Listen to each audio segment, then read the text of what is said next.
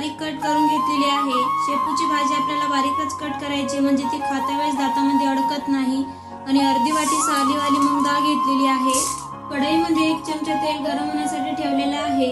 तेल छान गरम झाले की मी इथे 5 ते 6 हिरव्या मिरच्या, 3 ते 4 लसणाच्या पाकळ्या एकत्रच बारीक करून घेतलेल्या आहेत। हे यामध्ये टाकून घेऊ।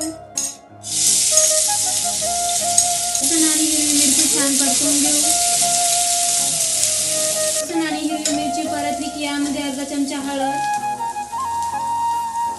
अर्धा चमचा जिरे, अर्धी वाटी मूग डाळ मी 2 ते 3 पाण्याने स्वच्छ धुवून घेतलेली आहे। ही यामध्ये टाकून घेऊ। मिक्स करू। एक जुडी शेपूची भाजी अशी बारीक कट करून भाजी सुद्धा मी 2 ते 3 पाण्याने स्वच्छ धुवून घेतलेली आहे। ही यामध्ये टाकून घेऊ।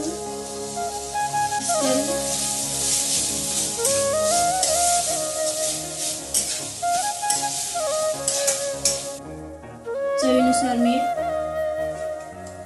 भाजीला मीठ टाकल्यामुळे भाजीला पाणी सुटतं आणि तेवढ्याच पाण्यामध्ये ही भाजी शिजली जाते। वेगळं काही पाणी वगैरे टाकण्याची गरज नाही। झाकण ठेवून 2 ते 3 मिनिटं शिजवून घेऊया। झाकण ठेवून 2 ते 3 मिनिटं मी ही भाजी शिजवून घेतलेली आहे।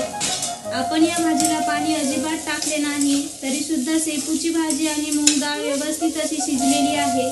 अशी वाफेवर शिजलेल्या भाजीची चव खूप छान लागते। आता मी गॅस बंद करते आणि भाजी प्लेटमध्ये काढून घेते। तुम्ही ही भाजी भाकरी सोबत, चपाती सोबत खाऊ शकता। खूप छान लागते। करून बघा, खूप सोपी रेसिपी आहे। पुन्हा भेटूया अशाच नवीन रेसिपी सोबत। व्हिडिओ पाहिल्याबद्दल धन्यवाद।